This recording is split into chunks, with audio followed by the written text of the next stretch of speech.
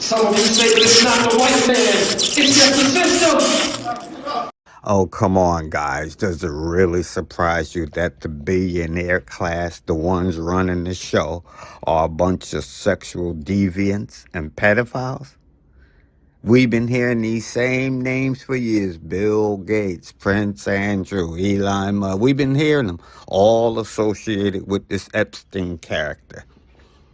And to be perfectly honest, black folk, we've been hearing about Jay-Z and some of them people for a long time, but because we like his so-called music, we give him a pass. The same thing happened with R. Kelly. But trust it, there's more to come. Yeah, and let's talk about your hypocrites in this Epstein thing, like Ben Shapiro running cover, okay, trying to cover it up. Okay? Cash Patel, who vehemently denied that any of the allegations of sex trafficking was true. Okay? These are the people running cover for these sickos. On January 30th, the Department of Justice dropped over 3 million pages of documents, 2,000 videos, 180,000 images, all connected to Jeffrey Epstein.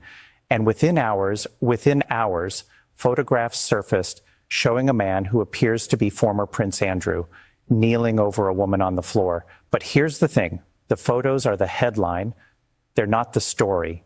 The real story is buried in what the DOJ didn't release. And from a prosecutor's perspective, that's where you need to pay attention.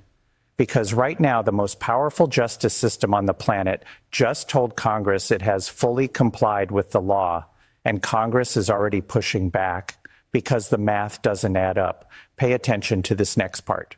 Let me lay out the timeline because context is everything here. Back in 2005, the Palm Beach Police Department launched a 13-month undercover investigation into Jeffrey Epstein after a parent reported that he had sexually abused their 14-year-old daughter. By the time that investigation wrapped up, police had identified dozens of victims, girls as young as 13.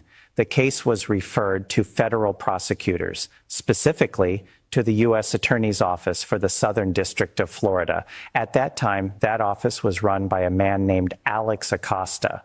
Now, Acosta's prosecutors built what should have been a devastating federal case. A 60-count indictment was drafted. 30 victims had been identified. The FBI was still actively investigating, and then Acosta shut it down. In 2007, his office entered into what has now been universally referred to as a sweetheart deal, a non-prosecution agreement. Epstein would plead guilty, not to federal sex trafficking charges, but to 2 state-level prostitution charges in Palm Beach County. He served 13 months on work release, allowed to leave the jail up to 12 hours a day, 7 days a week. Think about that. A man accused of sexually abusing dozens of girls, some as young as 13, serving 13 months, mostly outside of prison. And here's what made it worse. That deal immunized Epstein's co-conspirators. It concealed the terms of the agreement from the victims, and it